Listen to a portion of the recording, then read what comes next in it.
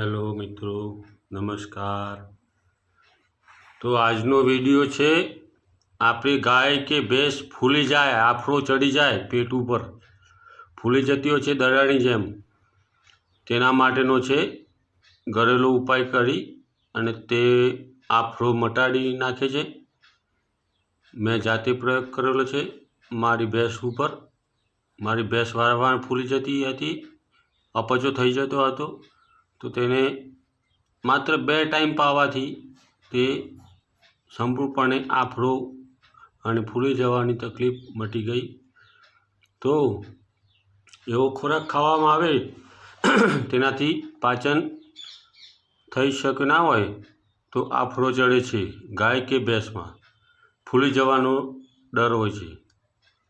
તો તેના માટે ઘરેલું ઉપાય છે કે આપણે ગાય કે ભેંસને જો આફરો ચડ્યો હોય, પેટ ફૂલી ગયું હોય, તો તે ખોરાક પણ નથી ખાઈ શકતી અને વાગોલ પણ કરી શકતી નથી, વાગોલવાની પ્રક્રિયા।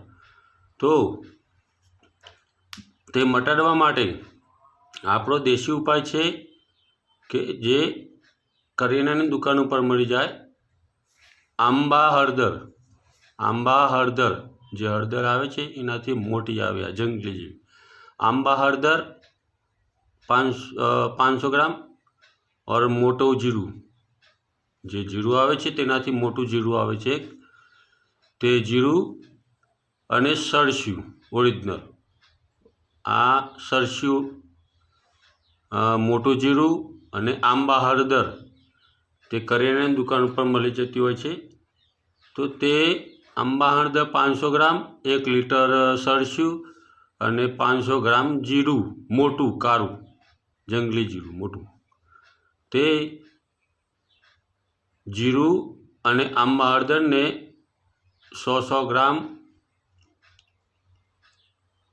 ડસ્ટ કરી નાખવાની છે, દળી નાખવાની છે આપણે। પછી તે દળ્યા પછી તે આપણે સરસ્યું લીધું હોય જે 1 લીટર, તેમાં અડધું સરસ્યું 500 ગ્રામ લેવાનું, એક સવારે 500 ગ્રામ, અને તેમાં આ પાવડર નાખી દેવાનું અંદર સરસા ભેગો, અને તેને નાળ કે ગમે તે રીતે તેને પાવી દેવાનું। નાળ હોય છે ને જે પાવાની, પાઈ એવો પ્રયોગ 2 દિવસ કરો। આપણી ગાય કે ભેંસ ફૂલી ગઈ હશે તો તરત જ તે આફરો આ દેશી ઉપચારથી મટી જતો હોય છે। તો મારી જે માહિતી આપવાની જો આપને યોગ્ય લાગી હોય તો વિડીયોને શેર, લાઈક, સબસ્ક્રાઈબ 2 બટન ઘંટી પર દબાવી દેજો। ઓલનું રામ રામ।